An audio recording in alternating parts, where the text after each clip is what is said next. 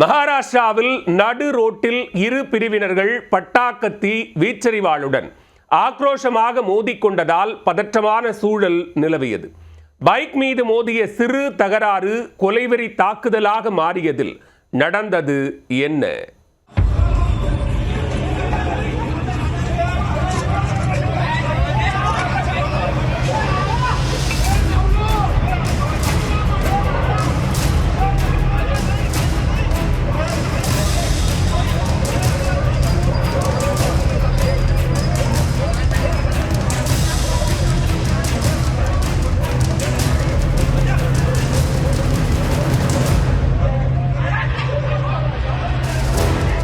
இருசக்கர வாகனத்தில் கோடு போட்டதால் ஒருவருக்கொருவர் ஆக்ரோஷமாக கத்தியால் உடலில் கோடு போட்ட கோர காட்சிதான்.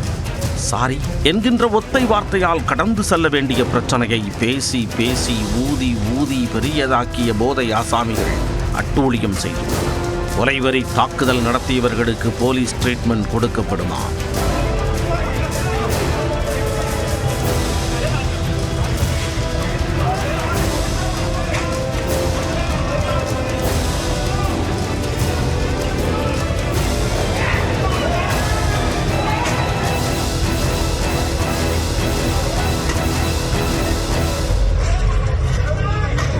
மகாராஷ்டிரா மாநிலம் நாக்பூரில் மக்கள் நடமாட்டம் அதிகம் உள்ள சந்திப்பு பகுதியில் மதுபான பார் ஒன்று உள்ளது.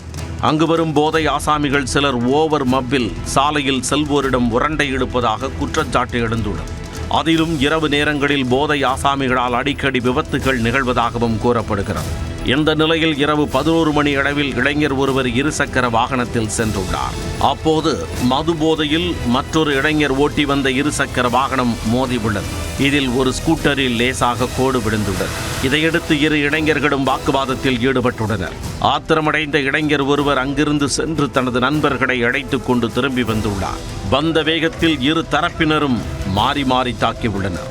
அத்துடன் கத்தியை காற்றில் பறக்கவிட்டு அப்பாவி இளைஞர் ஒருவரை சரமாரியாக தாக்கியுள்ளனர். இதனால் அப்பகுதியில் பதற்றமான சூழல் நிலவியது. ஒரு வழியாக போதை ஆசாமிகள் தாங்களாகவே டயர்டாகி அங்கிருந்து கிளம்பியுள்ளனர். அவர்கள் சென்றதும் படுகாயமடைந்த இளைஞரை அருகில் இருந்தவர்கள் மீட்டு மருத்துவமனையில் அனுமதித்தனர். இந்த சம்பவம் தொடர்பாக வழக்கு பதிவு செய்த போலீசார் வீடியோ ஆதாரத்தின் அடிப்படையில் தாக்குதலில் ஈடுபட்டவர்களை பிடிக்க தேடுதல் வேட்டையில் இறங்கினர். இருசக்கர வாகனம் உரசியதில் ஏற்பட்ட சிறு தகராறில் இரு தரப்பினர் ஒருவருக்கொருவர் கொலைவெறி தாக்குதல் நடத்திய வீடியோ வெளியாகி நாசிக்கில் அதிர்ச்சியை ஏற்படுத்தியுள்ளது. இதுபோன்ற சம்பவங்களை தவிர்க்கும் வகையில் மக்கள் நடமாட்டம் உள்ள பகுதியில் உள்ள மதுபான பாரை அகற்ற வேண்டும் என பல்வேறு தரப்பினரும் வலியுறுத்தியுள்ளனர்.